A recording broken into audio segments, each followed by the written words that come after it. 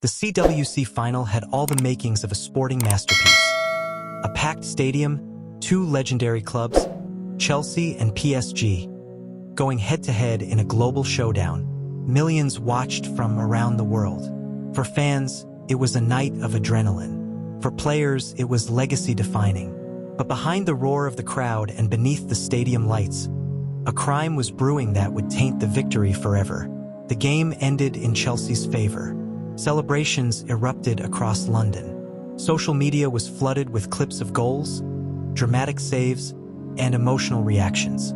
But while confetti rained down on the pitch, some players were about to walk into a nightmare.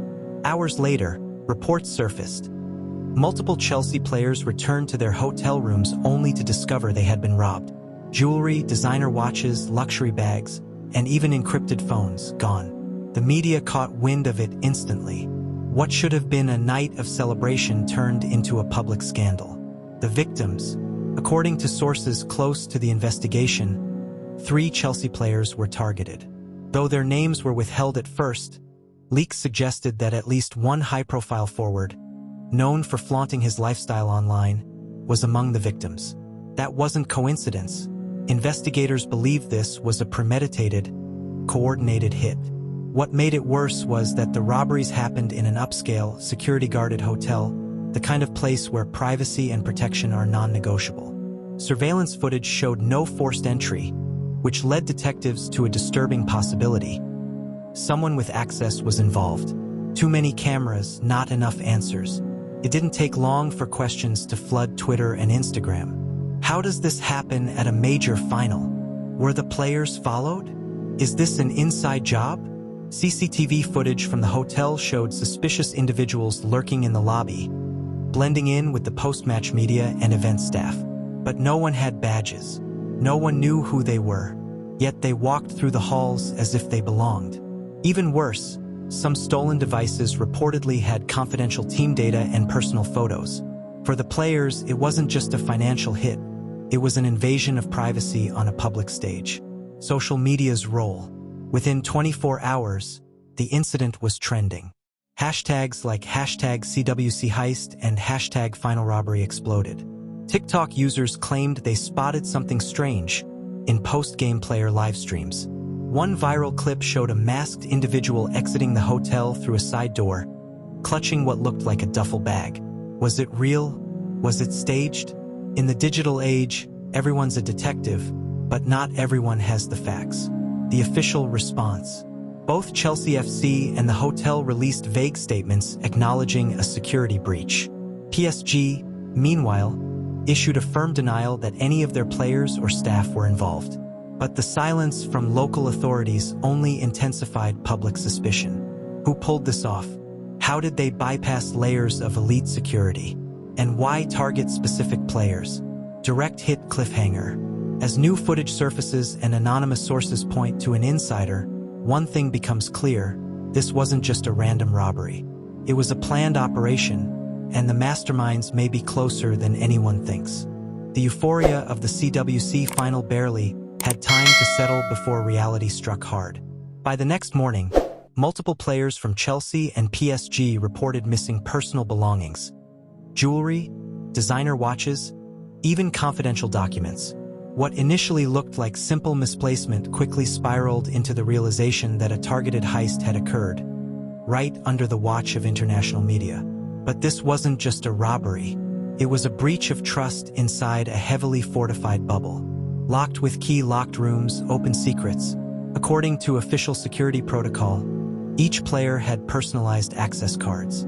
Room logs showed no signs of forced entry, but late-night digital entries, recorded between 11:42 p.m. and 2:06 a.m., showed rooms being opened without authorization.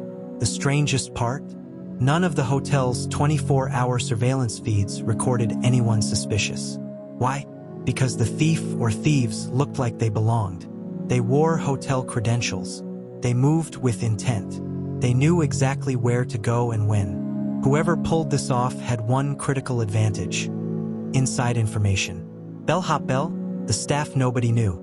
Detectives began their investigation with the hotel staff list. One particular name stood out: a media liaison assistant hired 2 days before the final. No prior affiliation with the hotel. No social media. No digital footprint. After the robbery was reported, they were gone. Their ID badge was found later, discarded in a trash bin near the service exit. Several staff members recalled the person being overly friendly with security, even offering to help with player escorts. One janitor remembered him carrying a bag. Not unusual, but when questioned further, the bag didn't appear on any security scans. Mobile phone burner phones and vanishing acts. Phone records revealed a cluster of burner phones activated near the hotel during match night. One number, in particular, pinged repeatedly near player-designated areas and later moved toward the city's outskirts, then went dark. Interpol believes this may not have been an isolated case. Similar robberies happened after the 2023 Champions League final and the 2022 Super Cup. The MO was consistent: strike after victory, when emotions are high and guards are down. Use of fake credentials. Timed entries while players are away celebrating. Disappear before morning. Was this the work of a professional sports heist ring? Puzzle piece, a puzzle of access and silence. As the investigation continued, no player or staff member reported hearing or seeing anything unusual, which raised eyebrows. Either the perpetrators were stealth professionals or someone on the inside was helping them. And staying quiet. Authorities began looking closely at temporary hires during the event, outsourced security contractors, catering and logistics teams with VIP access. One anonymous source claimed to have seen a hotel staff member handing a master keycard to someone in street clothes in the back hallway, but later refused to give a statement. Fear, bribery, or complicity, speech balloons, social media clues, and a deleted message. In a now-deleted Instagram story, a PSG player wrote, "You think the final is over? For some of us, it's just begun. They didn't just rob us. They knew us." That message was quickly taken down, but not before screenshots went viral. Fan speculation exploded online. Theories ranged from an inside job to international player targeting rings. Hashtags like #CWC heist and #inside job final trended for days. Warning: cliffhanger. Just as the dust began to settle, a whistleblower came forward. A night shift concierge with access to internal security feeds. What they revealed changed the scope of the investigation and pointed the finger at someone shockingly close to the players. Don't forget to like, comment, and subscribe. Hit the notification bell. The investigation into the CWC Final robbery was beginning to stall. Leads had dried up. Surveillance had mysteriously failed. And the hotel had gone quiet, too quiet. But everything changed when a man named Luis Navarro, a night shift concierge with access to internal security systems, requested a confidential meeting with investigators. What he revealed blew the case wide open. Man detective, the face behind the badge. Luis had worked at the hotel for nearly 4 years. The night of the CWC Final, he noticed something strange. A security guard he'd never seen before. The uniform was perfect, the ID badge looked legit. But Navarro couldn't shake the feeling that something was off. He reviewed the hallway surveillance feed on his shift monitor. What he saw confirmed his fears. A man dressed in full security attire entered the VIP floor hallway without checking in at the front desk. He paused briefly outside room 709, belonging to a Chelsea player, then swiped a master keycard. But here's the kicker. That footage was gone by morning. Open file folder erased evidence. When Navarro returned the next day and tried to pull the clip from the system's archive, he was shocked. That camera's footage was missing. Other hallway angles were still intact. The system showed a manual deletion from an internal IP address. This was no glitch.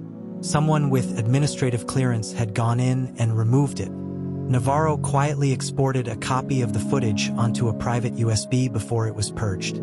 He kept it hidden until he was sure someone would actually act on it. Brain, the pattern emerges. Investigators, stunned by Navarro's copy of the missing footage, began re-examining everything. The suspect's posture, movement, and build suggested military or law enforcement training. A gloved hand used the keycard, likely to avoid fingerprints. The bag he carried matched one used by media crew members, not security. Further forensics confirmed that 3 rooms were accessed using the same master keycard within a 45-minute window. That keycard, later recovered, was assigned to a temporary staff member who never showed up on official hotel employment records. This was a planned impersonation with inside access. Man standing too close for comfort. More alarming was Navarro's next admission. The imposter spoke to him briefly that night. He said something like, "Crazy night, huh?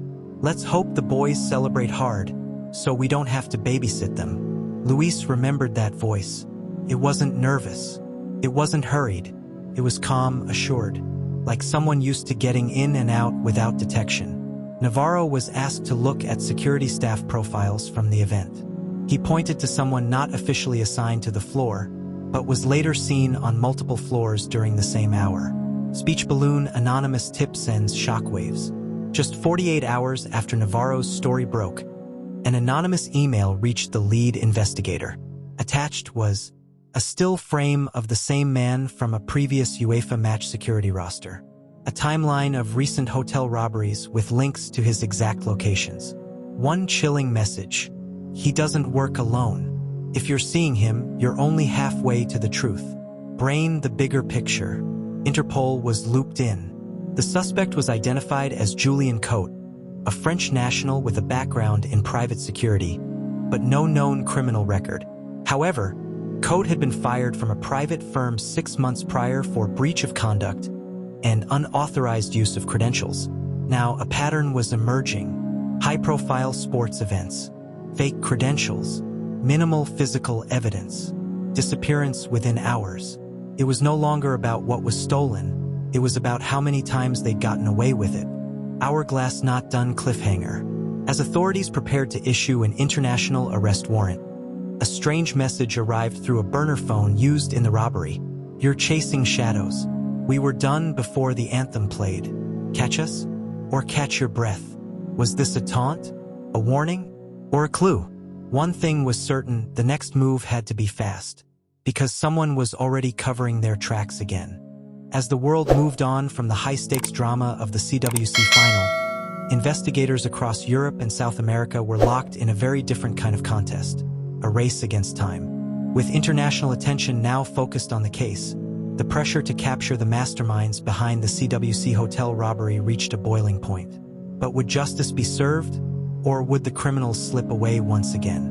Luggage flight risk. After identifying Julien Cote as the lead suspect, authorities discovered flight logs showing he'd left Morocco for Lisbon just 14 hours after the robbery. The timing was too perfect. He'd already moved before the players even discovered their valuables were missing. Interpol issued a red notice. European airports tightened screenings, and Lisbon authorities raided an apartment linked to Cote. But he wasn't there. What they did find, though, was chilling. A burner phone still active with secure messaging apps. Photos of the Chelsea team bus arriving at the hotel, taken before the game. A folder labeled Club 7, with other hotel logos and floor plans from past Champions League finals. It wasn't a one-off job. Direct hit the network. The case no longer pointed to one man. It suggested an organized network with access to player schedules, VIP room numbers, security protocols, and even staff rosters. Interpol's cyber division uncovered encrypted conversations referencing CWC Op. 29, suggesting this heist had been in planning for months, possibly years. A disturbing theory emerged. This was just one of multiple coordinated operations targeting football's elite during major tournaments. And only a few had been reported. Why? Because clubs wanted silence, embarrassment, legal insurance, player focus. Money spoke louder than justice. Speaking head, the player speaks out. Just as the investigation hit a wall, a player broke the silence. Theo Mendy, a PSG midfielder, posted a now viral Instagram story saying, "You come back from the biggest match of your life, and your passport, wallet, and watch are gone." They were inside a locked room. They knew where we'd be. They knew what we'd bring. They knew us. That quote lit the fire the authorities needed. Mendy agreed to go public, and other players, both from PSG and Chelsea, followed suit. One claimed his room safe was open despite being digitally locked. Suddenly, the robbery wasn't just a side story. It was the story. Locked with key, the final clue. A forensic breakthrough cracked open the case. A fingerprint found inside one room safe belonged to a former UEFA media handler. He had no business being on the player floor, yet his access badge had been cloned.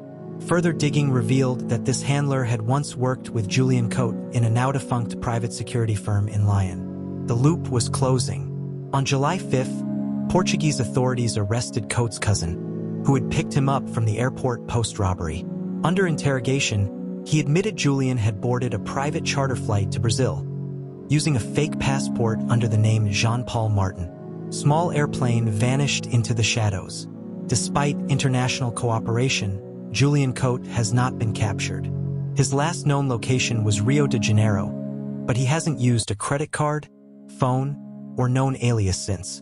Interpol believes he's using cartel-backed smuggling routes and may be involved in additional luxury thefts targeting high-net-worth sports figures. The case remains open. Balance scale, justice delayed, but not denied. While some stolen items were recovered through black market raids, the majority remain missing. What was lost, however, went beyond watches and passports.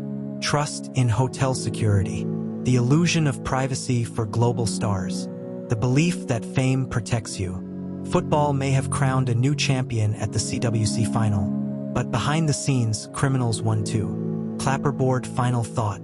When the lights dimmed and the medals were lifted, the world thought the match was over. But in the quiet shadows of a five-star suite, a far more sinister game had just begun. And somewhere out there, a thief is already planning the next kickoff.